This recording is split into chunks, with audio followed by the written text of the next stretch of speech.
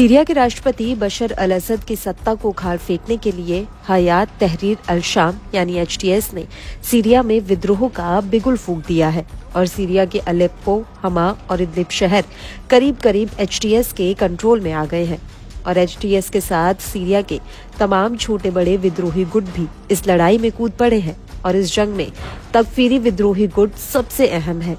Iran ने Israel और America के ऊपर इस विद्रोह को भड़काने का आरोप लगाया है। खुद ईरान के विदेश मंत्री अब्बास अरघची ने तुर्की की राजधानी अंकारा में इसको लेकर बयान दिया और अब रूस ने भी इस हमले को लेकर अमेरिका पर बड़ा आरोप लगा दिया। रूसी विदेश मंत्रालय की प्रवक्ता मारिया जखारोवा ने इसको लेकर बड़ा बयान दिया है।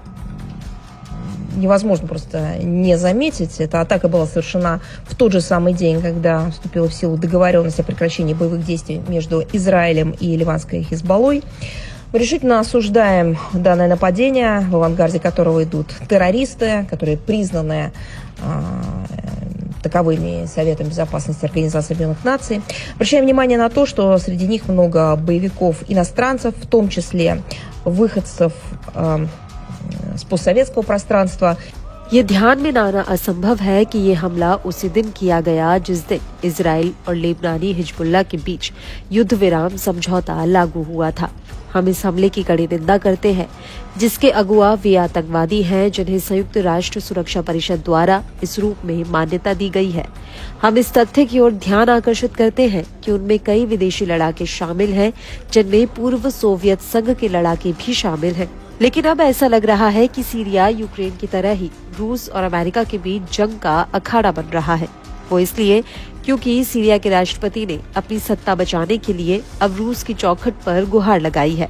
हालांकि यूक्रेन युद्ध की वजह से रूसी सेना ने अपने सारे संसाधन कीव में झोंक दिए हैं, लेकिन उसकी कुछ सैन्य टुकड़ियां अभी भी सीरिया में तैनात है और अब रूसी सेना के साथ मिलकर सीरियाई फोर्स ने दावा किया है कि उसने विदेशी समर्थित तकफीरी संगठन के करीब 2000 लड़ाकों को पिछले एक हफ्ते में ढेर कर दिया।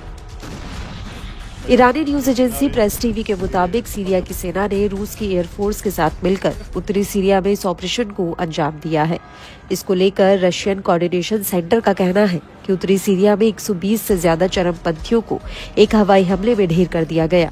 रूसी सेना के मुताबिक हमा के बाहरी इलाके में तकफीरी के दर्जनों लड़ाके इकट्ठा हो रहे थे जिनके ऊपर ये एयर स्ट्राइक की गई और फिलहाल सीरिया के उत्तरी हिस्से में ये लड़ाई जारी है।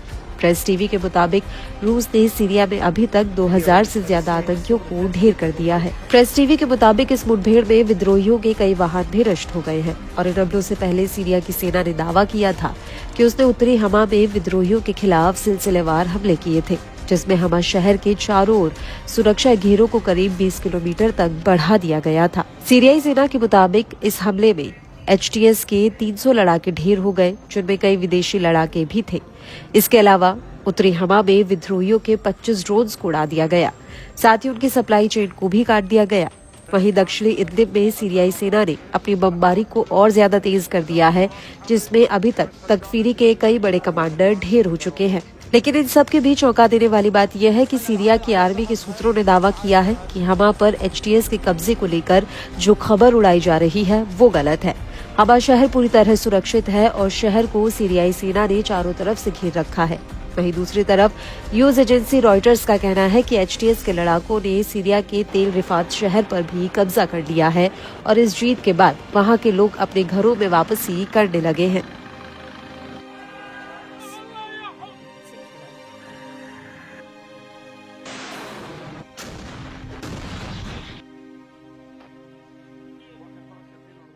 Video released by the Syrian civil defense group, the White